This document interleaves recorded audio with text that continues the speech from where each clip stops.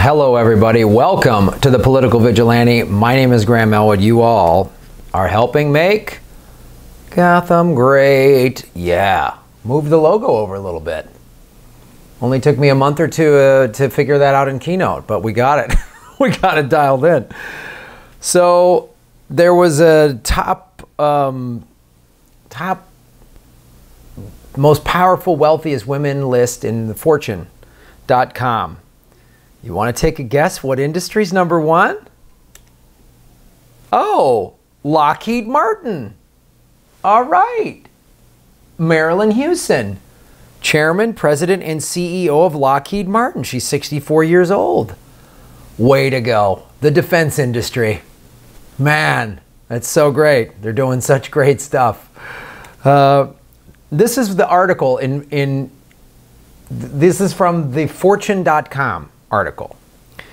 Nothing says power like rockets and ramparts.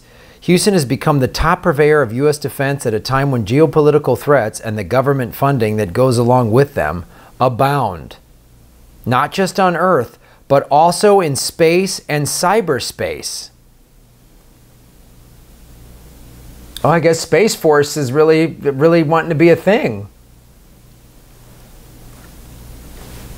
And the government funding that goes along with them, the geopolitical threats, those other bad governments. Boy, this sounds, I mean, we do this.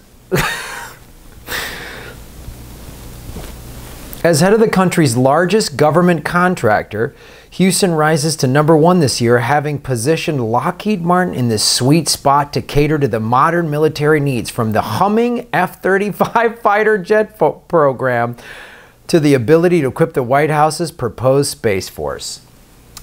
Yeah, I'm going to save you the trouble. You can look through the whole article, but there's nothing in this talking about the $1.5 trillion sinkhole that is the F-35. That, shockingly, is not in this article praising. This is what I say. It's like, this is equality. Women and minorities can be merchants of death and profit from war. It's so great. We live in a wonderful time. Lockheed is also leading the charge to develop hypersonic weapons, which travel 5 times as fast as the speed of sound. Why do we need that technology? Nobody knows. Such new tech has become a U.S. national security priority, given advances in Russia and China. Oh, boom, boom, boom, boom, boom.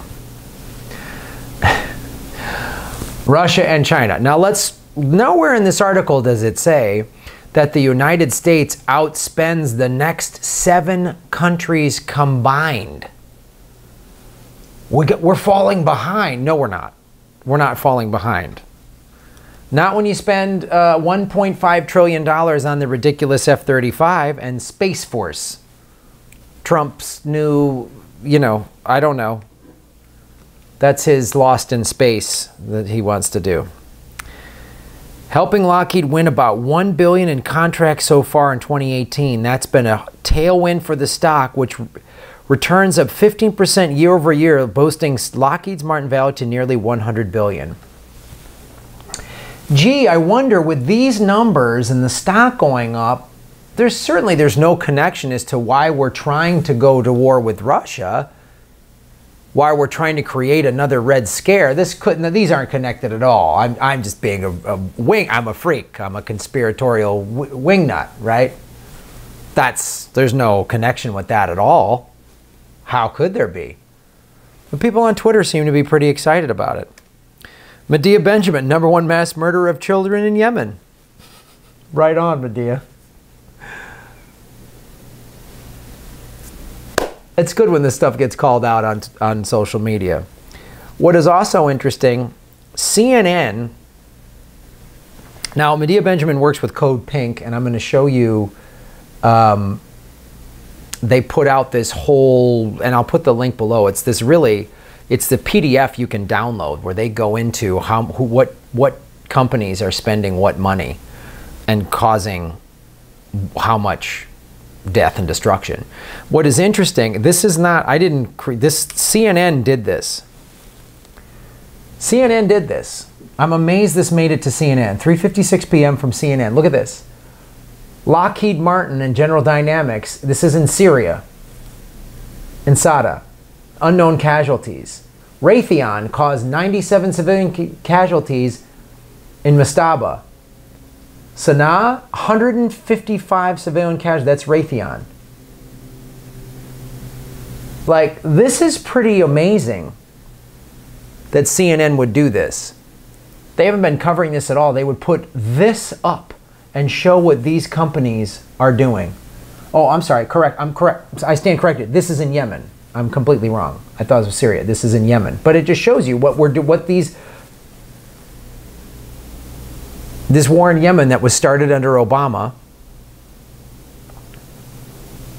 is being pushed further by Trump.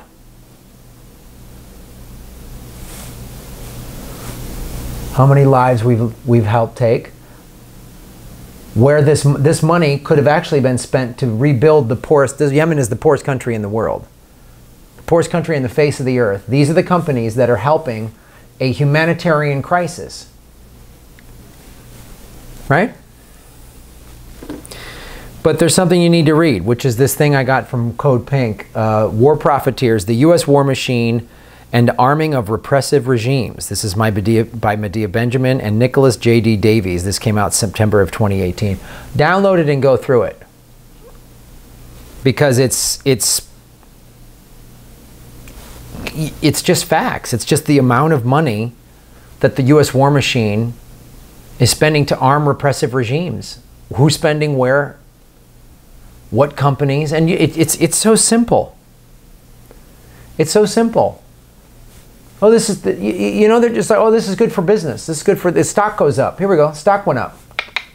Unknown casualties. Stock went up. Isn't that awesome? We blocked the ports, so there's people not getting aid, so they're dying. The stock goes up. Isn't that good for business? Right? Because we need. Stock's up 15%. Looks like she's doing a good job. There's Medea Benjamin from CodePink. #1 mass murder of children in Yemen? Congratulations.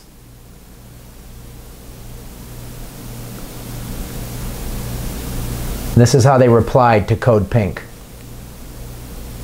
Congratulations for being #1 of Fortune magazine's most powerful women on the list. See, they can even use identity politics to justify killing innocent people. Yeah, I'd love to see more women CEOs. That's great. Sure. But of these awful companies doing these awful things? Doing that? Great. So read this report. It's in the show notes. And thank you guys so much for making Gotham great again. Please go to the Patreon. Also tour dates at grahamelwood.com.